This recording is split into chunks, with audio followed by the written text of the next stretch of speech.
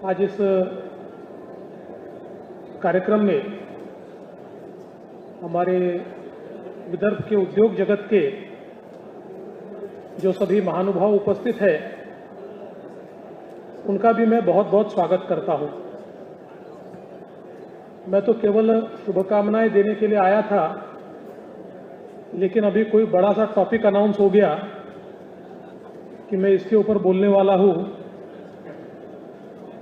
तो टॉपिक भी मुझे पता नहीं है और उस पर क्या बोलना ये भी मुझे पता नहीं है। मैं तो सालों से VIA का फाउंडेशन डे जब होता है और मैं अगर नागपुर में होता हूं तो मैं उसमें हमेशा आता हूं। तो एक सदस्य के रूप में मैं यहाँ पर उपस्थित हूँ और हम सभी लोग जानते हैं कि जिस प्रकार से आप सभी के आशीर्वाद से 5 वर्ष मुझे मुख्यमंत्री के रूप में काम करने का अवसर मिला, अब डिप्टी CM के रूप में काम करने का अवसर मिल रहा है, तो हमने ये हमेशा प्रयास किया है कि विदर्भ हो, विदर्भ के उद्योग हो, इसके ऊपर ज़्यादा से ज़्यादा काम हम कर पाए, ईज ऑफ डूइंग बिजनेस कैसे ला पाए, हमारे उद्यमियों की जो समस्याएं हैं उसको कैसे दूर कर पाए, विदर्भ के लिए अलग अलग प्रकार के पैकेजेस के माध्यम से यहाँ पर हम लोग इन्वेस्टमेंट कैसे कर पाए, ला पाए। और मुझे खुशी है कि आज हम लोग देख सकते हैं, हमारे चाहे महाराष्ट्र सरकार हो या हमारे नितिन जी के नेतृत्व में केंद्र की सरकार हो, नागपुर और विदर्भ की हमेशा हमारे फोकस पे रहा है। अब भी आपने देखा होगा इस बजट में भी बहुत बड़े पैमाने पर हम लोगों ने नागपुर के लिए, विदर्भ के लिए अलग अलग प्रकार के इंफ्रास्ट्रक्चर के प्लान्स और इन्वेस्टमेंट के प्लान्स भी अनाउंस किए हैं। और मुझे खुशी है कि एक बड़े पैमाने पर इन्वेस्टमेंट आज आता हुआ दिखाई पड़ रहा है, चाहे फिर नागपुर में 20,000 करोड़ का रिन्यू पावर का इन्वेस्टमेंट हो कि जिसमें end to end solar manufacturing वो करेंगे, या गढ़चिरौली जैसी जगह आज इतने बड़े पैमाने पर हम लोगों को स्टील में इन्वेस्टमेंट मिल रहा है। और मैं तो ऐसा मानता हूँ कि फ्यूचर की स्टील सिटी ये गढ़चिरौली होने वाली है। और मुझे याद है कि जिस समय कौनसरी में मैंने प्लांट लगाने को जगह दी थी, उस समय लोगों को लगता था ये नहीं हो पाएगा, लेकिन अब वो प्लांट रेडी हो गया, नया प्लांट वहाँ पर आ रहा है और भी लोगों ने हमसे परमिशन मांगी है। आज अमरावती जैसी जगह हम लोग देख सकते हैं कि एक बहुत अच्छी टेक्सटाइल की इकोसिस्टम, जिस समय अमरावती टेक्सटाइल पार्क की मैंने शुरुआत की उस समय इक्का दुक्का इंडस्ट्री वहाँ थी, आज सारी जगह खत्म हो गई, नई जगह हमको एक्वायर करनी पड़ी। और अभी मोदी जी के तत्वावधान में अमरावती में एक टेक्सटाइल पार्क ये केंद्र सरकार की ओर से भी तैयार हो रहा है और बड़े पैमाने पर एक टेक्सटाइल की इकोसिस्टम वहाँ पर तैयार हो रही है। विदर्भ के अलग अलग जिलों में वहाँ का जो पोटेंशियल है, उस पोटेंशियल के आधार पर हम लोग ये प्रयास कर रहे हैं कि वहाँ पर इन्वेस्टमेंट की अपॉर्चुनिटीज़ हो। पिछले समय हम लोगों ने विदर्भ में जो बहुत सालों की मांग थी डिफरेंशियल पावर टेरिफ की, वो पावर टेरिफ हमने दिया था। उसके बाद उसमें कुछ कटौती आई है, कुछ लोगों ने उसको मिसयूज भी किया, लेकिन मैं ऐसा मानता हूं कि आज भी उसकी आवश्यकता है। इसलिए उसको, ये जो हमारा डिफरेंशियल पावर टेरिफ है, इसको ठीक ढंग से स्ट्रक्चर करने के लिए एक कमेटी हमने तैयार की है। मेरा विश्वास है कि आने वाले 1 महीने में वो कमेटी उस संदर्भ में रिपोर्ट देगी और इसका ठीक से स्ट्रक्चर करके ये जो हमारा डिफरेंशियल पावर है, टैरिफ है, इसको भी हम लोग ठीक ढंग से लागू करेंगे ताकि हमारा जो इन्वेस्टमेंट है वो सस्टेन हो पाए, हमारे यहाँ नया इन्वेस्टमेंट आ पाए और साथ साथ उसका कोई मिसयूज न करे। इस प्रकार से उसका स्ट्रक्चरिंग भी हम लोग यहाँ पर करने वाले हैं। मैं आज के मौके पर इतना ही कहना चाहता हूँ कि BIA जैसी हमारी जो एक प्रमुख संस्था है, हमारी जिम्मेवारी बहुत बड़ी है।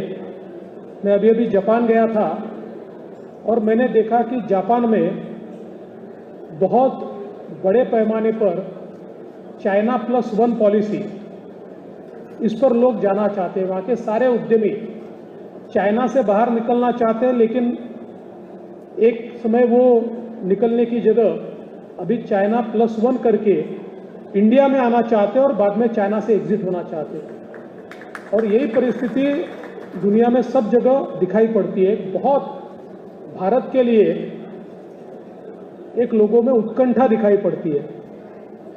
मैं ऐसा मानता हूं कि हमारी परिस्थिति एक ऐसे कगार पर खड़ी है कि अगर हम लोग सही पॉलिसीज के आधार पर इन इन्वेस्टमेंट को अपने पास लाए तो पिछले 30 साल चाइना ने फैक्ट्री ऑफ वर्ल्ड के रूप में काम किया, लेकिन अगले दशकों में फैक्ट्री ऑफ वर्ल्ड ये ओहदा भारत को मिल सकता है। इतनी क्षमता आज भारत में हमको दिखाई पड़ती है। हम फास्टेस्ट ग्रोइंग इकोनॉमी हैं, हम 5 ट्रिलियन की ओर जा रहे हैं। जल्दी हम लोग 5 ट्रिलियन इकोनॉमी को छूकर दुनिया की तीसरी सबसे बड़ी अर्थव्यवस्था बनेंगे। और महाराष्ट्र में भी हम लोगों ने जो पॉलिसीज की, मुझे खुशी है कि 2015 से 2019 तक हर साल महाराष्ट्र ये FDI में नंबर 1 पर था। हम सरकार से चले गए तो 2 साल, एक बार कर्नाटक आगे गया, एक बार गुजरात आगे गया, लेकिन एक साल में वापस हमने महाराष्ट्र को नंबर 1 लाया है। और अब FDI में महाराष्ट्र ही नंबर 1 है, इन्वेस्टमेंट में महाराष्ट्र नंबर 1 है। और एक असीमित इस प्रकार की संभावनाएं हमको दिखाई पड़ती है।